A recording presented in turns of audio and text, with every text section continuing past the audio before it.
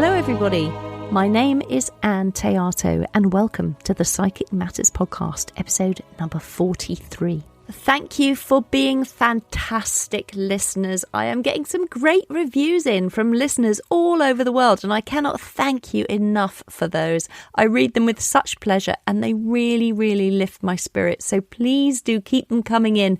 It's really wonderful of you to take the time to write an honest review because it does really make a big difference to the podcast and the way it moves up the podcast charts. And a podcast at the top of the charts is much easier to find for those people across the world who are in great need of spiritual training but who may not have access to it. Thank you also to my patrons. You folks rock. If you're interested in learning about being a patron yourself, a patron of the Psychic Matters podcast, there are some great benefits. Head over to patreon.com/psychic matters and you can pick up all the details there. Meanwhile, here is this week's episode. My incredibly gifted guest today is an international psychic medium, author, teacher and speaker with a career spanning just over 30 years. He is a certificate holder of the Spiritualist National Union, an approved tutor and course organiser at the Arthur Findlay College, and he has taught at some of the most respected schools for mediumistic development in the world. He has appeared many times on TV and has had 3 of his own television series. You might recognise him from The Psychic Detective, Street Psychic and Psychic School. And as well as his tours and media appearances, having a husband to look after and 2 beautiful children, and a couple of ponies and some chickens, he has found time to publish 4 highly acclaimed best-selling books about his experiences as a spiritualist medium. He has released 7 teaching and instructional CDs on communicating with spirits, angels and spirit guides, and he also runs his own training school in Billericay, Essex, and online for developing mediums. He is here to talk to us today about working with altered states of consciousness, often called trance mediumship, and he is one of the most experienced trance mediums in the world with 32 years of practice to date. Tony Stockwell, welcome to Psychic Matters. Thank you very much, Anne. Thank you very much for having me. Oh, it's a pleasure. It's so great to have you here, Tony. I know there's going to be so many listeners squealing like, oh my gosh, this is so exciting. Tony's on. So could you tell us, Tony, or define for us maybe what is mediumship and then maybe what is trance mediumship? Because the listeners of the Psychic Matters podcast, some people have never really heard of mediumship at all, and some are professional working mediums. So we've got a big range. Of course. Well, mediumship is the ability of someone, such as you and I and others, to still our own minds, that we become clear in our thoughts, and in that moment of clarity, after of course we've set the intention, we may start to feel information that's not our own. So it's information that hits our consciousness, that gathers from another source, and that source, we believe, is from another soul being that happens to be discarnate as opposed to incarnate, i.e. someone who's passed as opposed to someone who's alive. And those images and those thoughts and those feelings all come together in such a way that we become, I suppose, expert at interpreting those feelings. And so an image of a lady in our mind with the sense that she worked maybe in a baker's shop with a feeling that she had many children become your first line of information. I've got an older lady here in a baker's shop. She's a mother of many children. Would you understand? And of course, if that is in indication that we're talking about someone's grandmother, then of course you'll have a reaction, and that opens the door. And then once you have a reaction from our recipient, other information comes much in the same way. But the whole idea of that type of mediumship is that we're trying to give people an understanding that just because we pass over, just because we die physically, that our spirit selves go on. And so what I've described, I suppose, it comes under the idea of evidential mediumship, trying to describe to those who don't know that there is an afterlife, that these loved ones are still there and dwell and are around us, is a very important part of what we do, because it opens doors, it opens people's minds, it allows them to see for themselves that this is not the end of physical death, but just simply the beginning. Yeah, that's great. So, and often you talk about this wonderful feeling of spirit people around you and how it feels like when they come close. Can you describe that, how that is, how that feels? Well, thank you. Well, the feeling differs, no question. So the mind of the medium grapples, I think, to begin with. You know, when we start a reading, which I've just done a reading, fun enough, with a lady, although it was mainly life guidance, towards the end, the feeling of a man with the mechanics. He had his own professional garage. I can't honestly say that's a wonderful feeling, because I'm trying to feel, who have I got? Is this real? Does she understand? But of course, it changes enormously when, you know, the reaction is, wow, that's my granddad, and you feel a surge, an emotional feeling, and then you can close your eyes as the medium, trying to become granddad, looking towards his granddaughter because she's going through, you know, some real pickle of life situations and this kind of thing. And that's that warm, loving, emotional, deep feeling. But again, it doesn't come straight away. We have to work into that feeling. The first part is, who have I got? And it does stimulate the mind of the medium, because we're so busy making this true and right and marvelous. But once it's received, then we enter into a totally different feeling, because I suppose for the medium, it feels like we're being embraced by another soul being. And then it's not just about the facts. What takes precedence over that is the feeling of, I'm still granddad and I still love you. And so whatever they're reaching out to offer, they're our recipient, moves through you. So you're experiencing, like, you're in a sandwich of love. That's what it feels like, between a living person and a spirit person. We hold space for them, and it feels wonderful. Oh, how beautiful. And so what is the difference, Tony, then between mediumship and trance mediumship that you're so experienced at? It's mediumship, so therefore you would imagine is the same, but in reality it feels very, very different. And to my mind, trance mediumship, I suppose, it's that same wonderful, loving feeling that we've just described, you know, with normal communication, the feeling of, once she knows it's granddad, we can close our eyes as the medium and move into a different space of conveying loving thoughts. So if you imagine that, and tripling, quadrupling that feeling, that really is what trance feels like. So you'll have the medium, and invariably, but not exclusively, but invariably, we'll close our eyes and concentrate upon our breathing. And the whole idea is we're trying to focus the mind of the medium to become clear and very, very still. So concentrating upon each inward and outward breath, for me, has always been very, very helpful. And we're setting not only the intention of, friends from the other world, come close to me and blend with me on a soul to soul level. Let me feel you, friends. And then, of course, with time, because it's not something necessarily happens overnight, but with time, we learn to trust. So there is a building of a power that gathers when another soul being enters that space.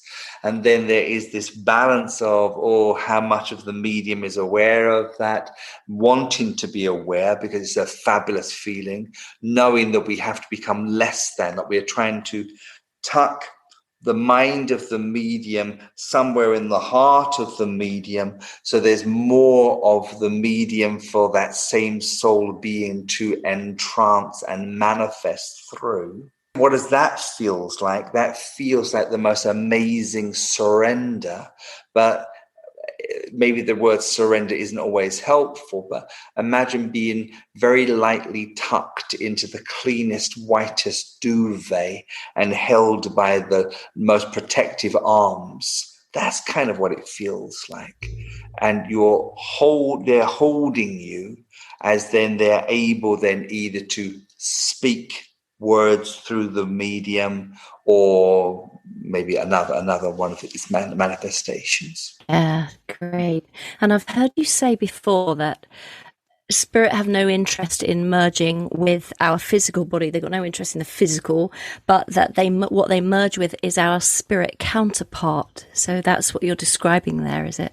Absolutely. Well, and of course, this has always been very helpful when it dawned on me what was going on some years back, and that is that there is the physical part of the medium, there's the emotional part of the medium, and there is the mental part of the medium.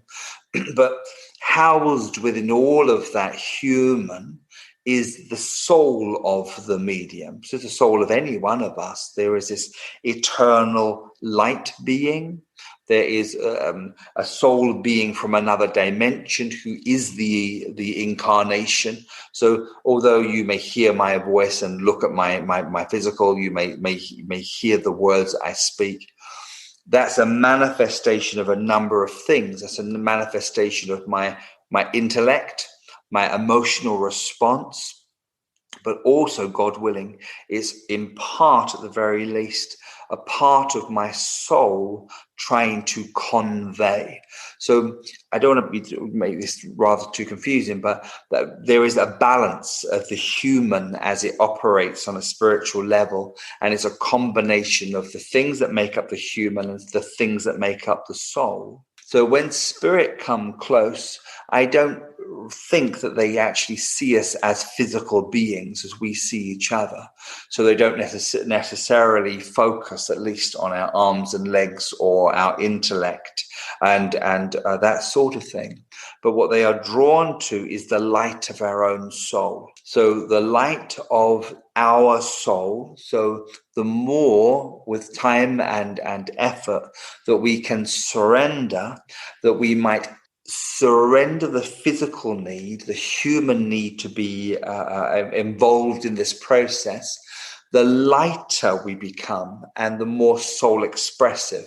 And so the light of our own soul becomes so expansive and brighter and more available to that spirit person. They're actually trying to merge with us on a soul-to-soul level. So their soul and our soul blending together. So, in short, they're not trying to embody our human, they're trying to embody our soul being. And so when that happens, of course, the thing to be aware of anyone that's listening that's also an aspiring trance medium themselves is the reaction can be very human. So as they blend with us on a soul to soul, we might sometimes feel a rapid heartbeat. We might sometimes feel flickering eyes. We may sometimes feel dry in the mouth, like we need to breathe in, like we're breathing for two. But those physical things that happen when we're moving into a trance-like state, it's just our human self reacting, making sense of what's now happening. And that is for a moment or two or an hour or so eventually, we are holding space for another soul being. So it is two soul beings holding space. And as we hold space with them, the human body has then to consider, what is this? And so there is at times a reaction. Yeah, and I think some people feel quite frightened about that, or there's a lot of fear around trance. Well, not a lot of fear, but people do experience fear around it. So, and I can understand that, and especially to begin with, it's almost like closing your eyes in a crowded room and inviting people you do not know to embrace you and hold you for some time.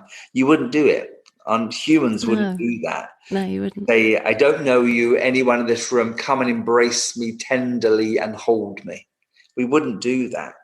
So when we're working with spirits, effectively what we're doing, at least our conscious mind, is having to become very comfortable very quickly at the prospect of an unknown soul being becoming incredibly intimate with us in that soul's embrace. And the thing that I would suggest for anyone who wants to work on this level that they might encourage, and that is to recognize that these soul beings that come love us so completely that what we focus on is not so much the embrace, but the enormous amount of joy and kindness and love that we do feel when this blend takes place. And it is blissful. It is blissful. Good trance it's like we do enter a space of bliss. That's what it feels like. But going back to your very, very true point that some people might fear trance to begin with. They may well do, and I understand it completely. But when they surrender themselves to feel the love that comes within that embrace, there's no fear available, no fear needed. Yeah, that's beautifully put. So what would you say is the purpose then of sitting in trance and getting this closeness to spirit? Yeah, good. Well, trance has been around for always. You look at other cultures around the world, they will dance to get into that same trance feeling. Some will meditate, some become very reclusive.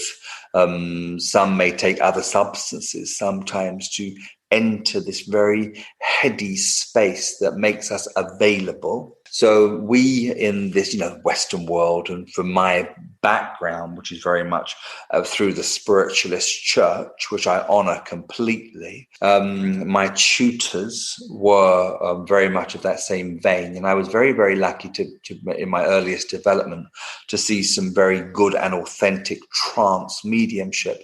So to answer your question, I take my mind back to when I'm sort of 17 and 18, and I was sitting with people like Marcia Ford and Joan Barham, who are names people do not know, and why should they? These are local mediums when I was growing up, and they were wonderful mediums, and they were very helpful to me. But I would sit and I would be absolutely mesmerized at the process of trance, where I might sit, especially with Joan Barham, who was a lovely medium, and she would close her eyes like she was meditating for the longest time, and then you would see a different feeling come over her face, and it's incredibly subtle, and yet when you become used to that subtle feeling, that shift, the feeling beyond the visual is incredibly profound. And it was literally like you were sitting in the presence of another soul being. So the room would change. And her guide, we often talk of the term guide, would come in the guise of a nun, which I know people will snigger at. Why would a nun come through a medium, that kind of thing? I don't know the answer to that. But now I potentially would possibly know more, and I would suggest that Joan in herself may well have been the reincarnation of someone who knew the same said nun, because I think now our guides are actually our soul friends from other experiences. So it may well be that Joan, the medium, had once lived the life of a nun, and the guide that was coming through not only was, her spiritual sister, but maybe her sister in a convent or something like this. But either way, she would blend with this soul being. It was profound. The atmosphere would change. The corners of her mouth would kind of rise and fall, and the lips seemed to quiver. And then you would hear a voice. It was her voice, Joan Barham's voice, no question. But the intonation, the cadence, the feeling of the voice was very, very different. But more than that, the words and the kind of language that was used was very, very different. And it was always a practical application, in as much there would be great advice being given. But what is the purpose of, when I take my mind back all those years, it really made me recognize that the other world is a real world, and it's full of real individual, once human soul beings who are wanting to reach out and affect our world, at times wanting to intercede on our behalf through turbulent and difficult times, etc. It gave me a feeling of it being real. It gave me a feeling of not being alone. And that feeling intensified when I would sit with Marcia Ford, also another great trance medium, both ladies now long past. And she would have a guide coming through, and he would announce himself as Tarpo. And Tarpo would speak. And I was very lucky because, Marcia liked me, and she would invite me to her home where I would sit just one-on-one with her.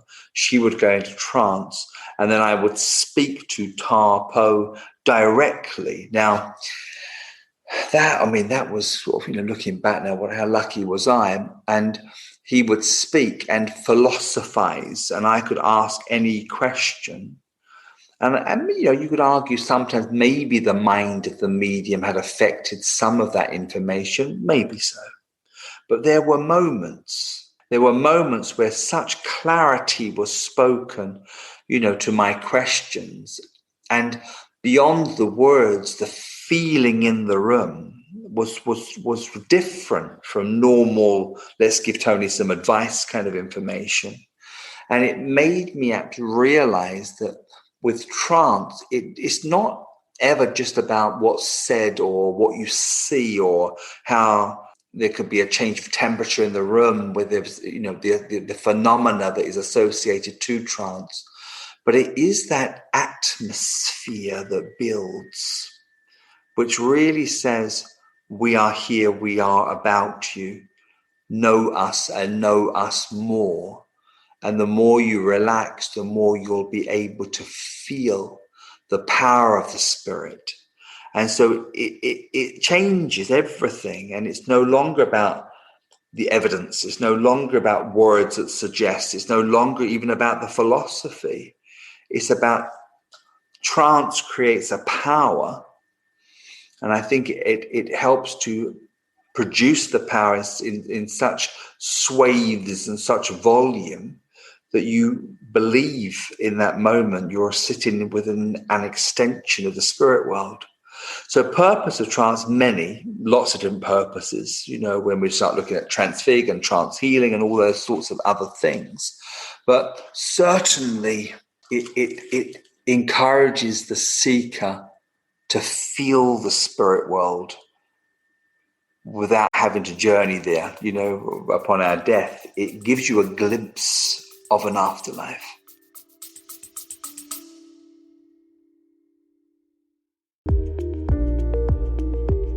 Eye-Opening Moments podcast are real-life stories of adversity, encounters, and perspectives. They are moments that can lift your spirits, give you some food for thought, or move you. For the introspective mind that likes to reflect, discover, and find solutions or meaning in a complex life, listen to Eye-Opening Moments podcasts. And you always say that trance has to be felt. Absolutely, yeah, you absolutely, and you're so right. You the authenticity of the trance and the trance medium, it cannot be measured by the words and anything you may see, but it's the way it makes you feel. And good trance should make you feel as though you are in the presence of an evolved soul being reaching out on our behalf. Yeah, it's extraordinary because I have seen you demonstrate trance. I've been lucky enough to do that several times now. And it is about the feeling in the space. It's an extraordinary thing to experience rather than witness even. It's to experience it. So when you I mean, also when you're teaching this, you teach about setting an atmosphere before you begin, because that helps to build the power. Can you talk about that a little bit, perhaps? Yeah, of course. Because sitting for trance, I'm going to say it's a holy thing, but the word holy sometimes, we look at that as a religious, holy, which I don't want to do at all.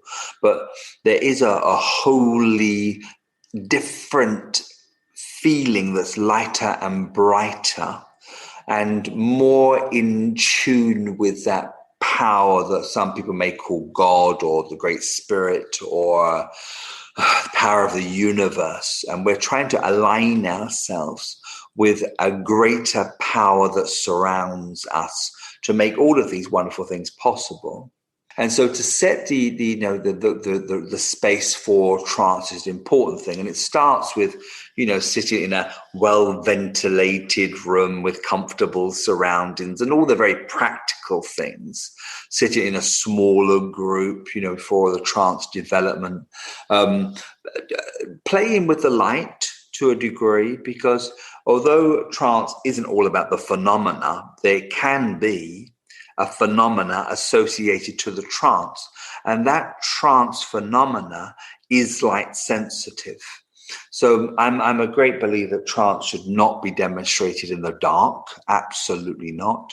But I love to sit for trance in subdued light, which I know people might think, what's the difference? But, I like to know when I'm watching trance that everything's okay and kosher around me, that no one's got up, no one's moving around. It's a silly thing to say, but it is exactly what I like to know, where the humans are, so I can focus on where the spirit's coming in. And so to sit for trance, say in candlelight, in a room that's full of frankincense, myrrh, and copal. If you burn those three wonderful incenses together, it's already creating a different vibe from our normal earthly experience. And then to have in the background there some other fabulous music that you don't need, but is really helpful to the humans that sit, to feel within minutes of holding the space for trance that we're being transcended, moved into a different environment, if you like, and a different atmosphere. And it was once explained to me by someone much older than I, and she was saying at the time, do you remember the parties in the 70s, And I said, oh, I think I do, as a child, thank God. And she said, oh, we used to change the light bulbs and, dim the lights and put a bit of music. And I thought, oh, God, I can remember my parents putting peanuts in bowls for a party. And I thought, yeah, it's right. I can remember them putting multicolored little tiny light bulbs in our lamps, putting on a bit of Dennis Roussos, what I was going to play, having a little finger food already. And within no time at all, the big light would go off. And as a child, it would feel with a totally different vibe in the lounge, a totally different atmosphere. And so I know we're not talking about, reminiscing to the 70s, but I want people to recognize that creating a different feeling in the room starts practically with maybe sitting the people in a circle, turning down lights, lighting a candle, entering some incense into that space. And then we gather to sit. And when we ask the sitters or the circle group or that sort of thing, or those who are witnessing the trance as an audience, I suppose, we come into the room having used the bathroom so we don't have to get up again. We have a glass of water so we don't have to ask for one. So you want your group to be as settled as possible. You've got half an hour to an hour or so here where you want your group to be comfortable on seats, settled with water, and then you want to take your group into an understanding of what's expected of them before the trance medium trances. And all of these really very, very practical things may seem like, what on earth are you going on about? But if you can get those right, the humans right, the human environment right, it gives the spirit people a much, much better opportunity to come manifest here in the space. So to create the atmosphere then moves from the physical into the spiritual. So I think it's always preferable to, either the trance medium or the trance medium's helper, or, what would you call it, master of ceremonies or something, to take the group on a mini meditation, a mind focusing, exercise, if you like, where we're asked to be really clear why we are sitting, to set the intention, to focus our minds. So then as the medium begins to sit, we are working in accordance with, in harmony with, assisting to present an atmosphere in which the medium might relax into, that those then that come through in the trance can serve our group best. So what on earth am I going on about here? And I think it's the same with any demonstration of mediumship. If we, the audience, can get this right, where we feel we're able to relax enough that we can cooperate, that we are able to be as a co-worker, well, there's another word in this entirely, but that we can become really helpful in the way we blend with the energy of the room and produce an energy within us, and that we can accept those who come from another dimension gladly, that the trance medium can't go wrong. The trance medium is going to have the most amazing session, for the room and the audience are prepared to support the medium in their mediumship.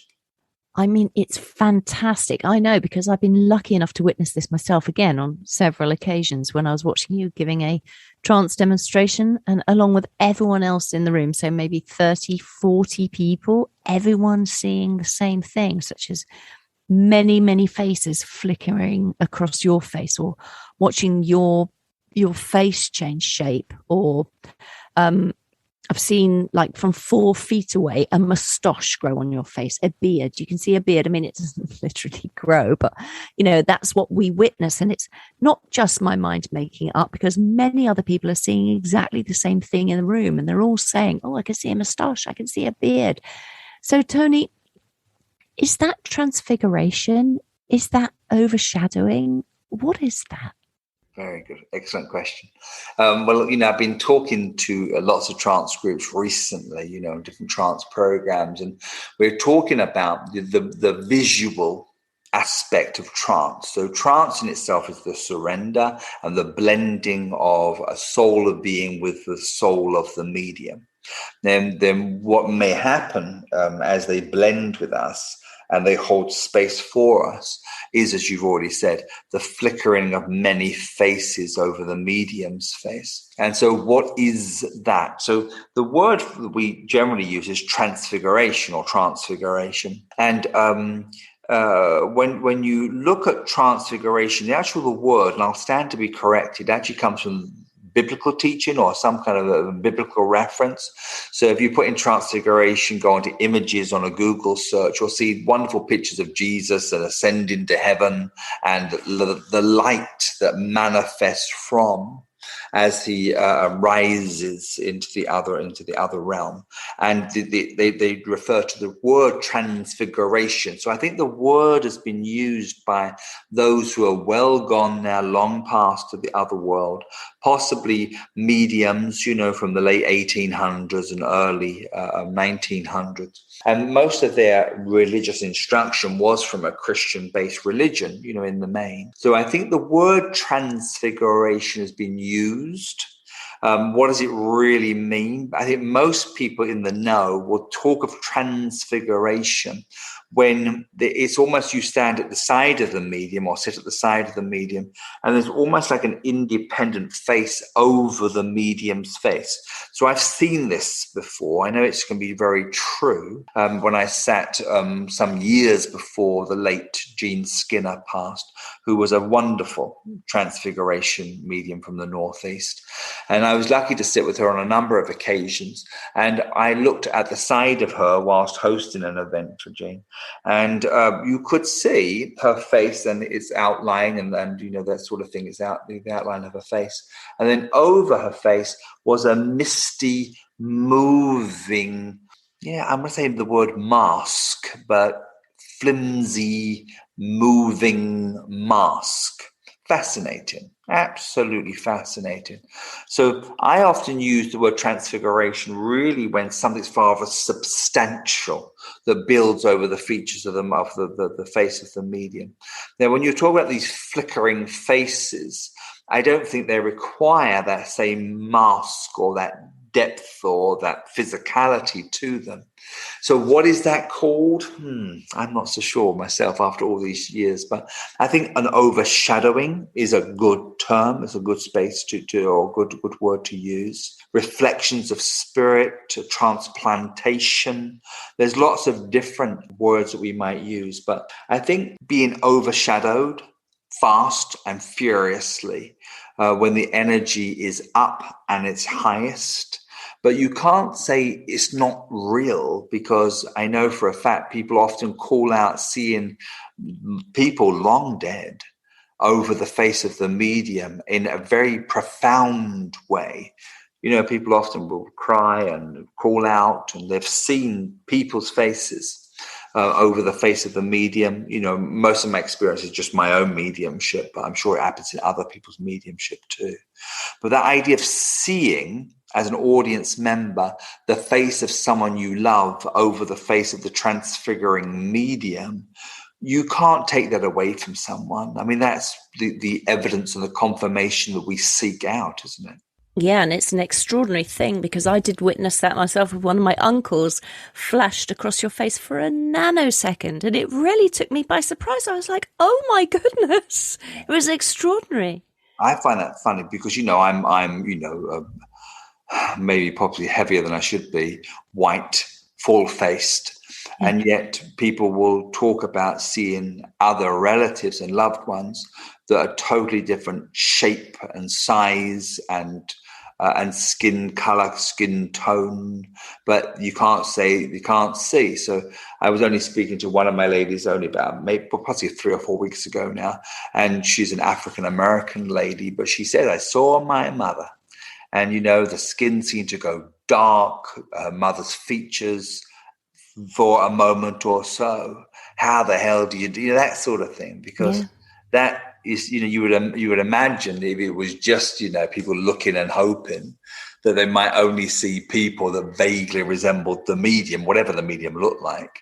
But when you're having wonderful responses for people that come from different spaces in the world and different genders coming through, and they're convinced of what they've seen, I find that very exciting. Yeah, it is. It's extraordinary, and it is very exciting when you witness it, I have to say. And then trance as well, Tony. You can use the trance state when you're creating something, baking a cake. Speak about that as well, because perhaps we realise how they can use it, well, not just mediumistically. Absolutely. Well, one of my favourite things to say at the moment is trance will enhance. And funny enough, one of my ladies has sent me 2 T-shirts, very printed up with trance to enhance or trance will enhance, which I think is fabulous. So if, for instance, you have a talent for playing the piano, you could sit at your piano, learn to close your eyes, call to the other world, friends, inspirers, come gather close to me. And if in your number there is someone who wishes to play the piano with me, come friends, come join me. And so you'd have to have the basic talents, I think, of playing the piano. But as you close your eyes to play, it may well be that there is other beings that are able to entrance, move into the space of the medium, and they move the hands differently. They recreate melody, you see, that's outside of the experience of the medium themselves. And I'm reminded of the late Rosemary Brown, I'm pretty sure I've got her name right, who was a pianist, who then learned how to become entranced by wonderful musicians of yesteryear that she was convinced were coming through, and they would compose and play through her in this way. Those people with a talent to draw might increase their ability to create something spiritually by closing their eyes, moving into that trance-like feeling and allowing those artists from the other world to come through and influence the drawing. Those of you already said that can cook, that can create with food. They could close their eyes before they cook, move into that trance-like surrender, setting the intention.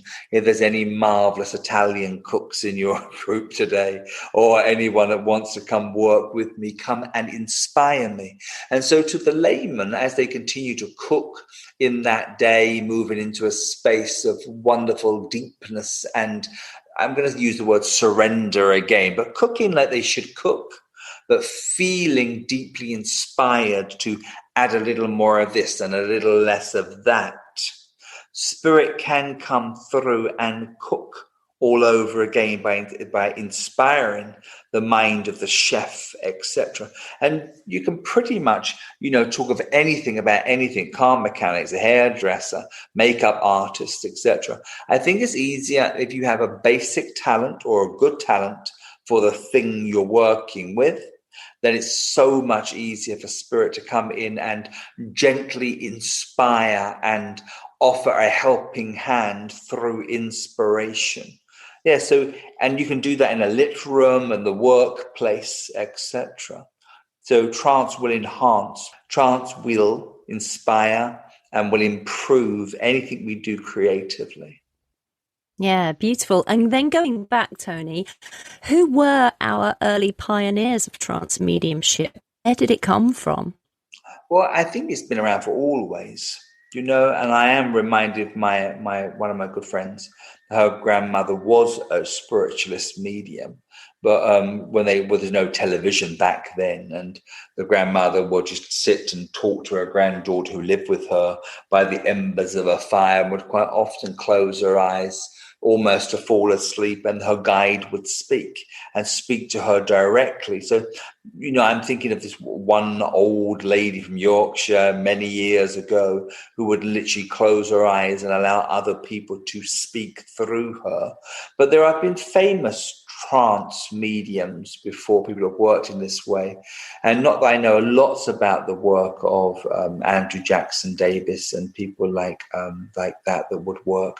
Edgar Casey, known as the Sleeping Prophet, the Bang Sisters. These peoples were known to go into a trance-like state. The late Ivy Northridge, who with her guide Chan, etc. And then we had people like Grace Cook, who would channel the intelligence and personality of White Eagle, Estelle Roberts and her guide, Red Cloud, and that kind of thing. So there have been very well-known trance mediums over the years, but it's like everything else, not so much now.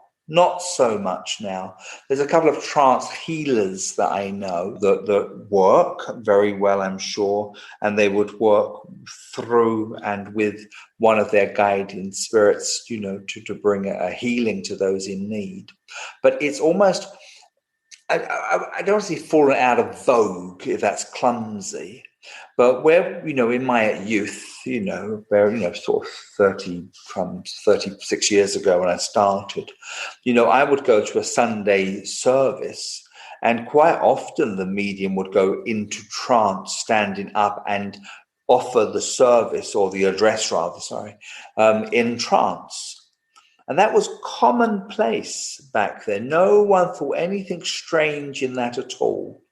The medium would say, "Hello, ladies and gentlemen, my name is," now it's time for the address. They would close their eyes, their head was tilted slightly to one side, and a voice that was not their own would speak aloud to the group. But we don't see that anymore. You don't ever see that now. And I wonder why, because if we are, as a group of mediums, desperately trying to bring the voice of the spirit, it's almost like we've lost the confidence to do it. And so where do you think it could go, in the future? Where do you think we're heading with trance mediumship? Well, I'd like to say, it's going to have a resurgence, which I do see, so, from the trance groups, there's a good number in trance groups now of 30 and 40 peoples, in a group. And then they move into smaller groups from a larger group and, from different trance workshops and trance mentorships, etc. Maybe there's sort of 100 people under my wing or something like that, or have been. That are sitting for their own trance now. So God willing, from a good 100 people, there's going to be a good number of those who are going to take their own classes. They're going to sit to demonstrate for the public. They're going to become trance healers, transfigure, etc. So where will it go? Hopefully on the up, hopefully the resurgence. I think because trance, it asks normal people who are just inquiring, to believe that as we close our eyes, we are joined. And I think because in the West, we're quite skeptical over this sort of thing, and for good reason, I'm sure.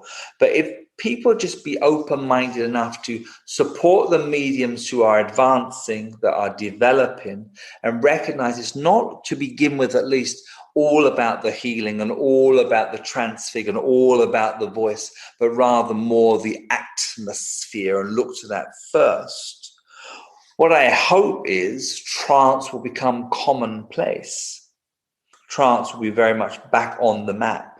And I think if we have some good trance mediums around, it can be so beautifully convincing that spirit truly are coming close and walking among us here on the earth.